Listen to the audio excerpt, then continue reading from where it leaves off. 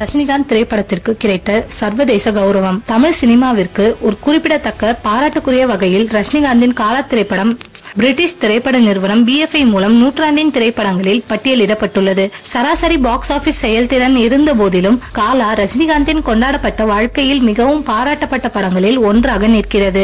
ரஞ்சித் இயக்கிய இந்த சமூக அரசியல் கேங்ஸ்டர் திரைப்படம் 2018 வெளியிடப்பட்டது.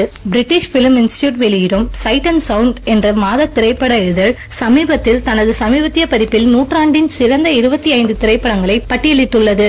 சூப்பர் ஸ்டார் ரஜினிகாந்தின் காலா மட்டுமே இந்த மதிப்பிற்குரிய பட்டியலில் உள்ள ஒரே இந்திய திரைப்படமாகும். இந்த மதிப்புமிக்க பாராட்டு ரசிகர்கள் மற்றும் பார்வையாளர்களிடையே பரவலான கொண்டாட்டத்தை தூண்டியது. திரைப்படத்துறையில் குறிப்பிடத்தக்க சலசலப்பை உருவாக்கியது. 2018 வெளியான காலா சமூக நீதி, அதிகார இயக்கவியல் மற்றும் நகர்ப்புற அரசியல் ஆகியவற்றின் கருப்பொருள்களை ஆராய்கிறது. மும்பையின் தாராவியின் சேரிகளில் வாழும் ஒடுக்கப்பட்ட மக்களின் தலைவனாக பெயரிடப்பட்ட கதாபாத்திரத்தில் ரஜினிகாந்த் நடித்துள்ளார். படத்தின் அழுத்தமான கதை ரஜினிகாந்தின் நடிப்புடன் பார்வையாளர்கள் மற்றும் விமர்சகர்களிடம் ஒரே மாதிரியாக எதிரொலித்தது. இது வணிக ரீதியான வெற்றி மற்றும் விமர்சன ரீதியான பாராட்டை பெற்றது. இப்போது BFI-யின் மதிப்புமிக்க பட்டியலில் காலாவை சேர்ப்பதன் மூலம் படத்தின் தாக்கத்தையும் உலகளாவிய சினிமாவில் அதன் பங்களிப்பையும் அடிக்கோடிட்டு காட்டுகிறது. இந்த கௌரவமானது இந்திய சினிமாவிற்கு, குறிப்பாக தமிழ் திரைப்படங்களுக்கு, பிராந்திய திரைப்படத்திற்கு சர்வதேச கவனத்தை கொண்டு வரும் குறிப்பிடத்தக்க சாதனையாகும்.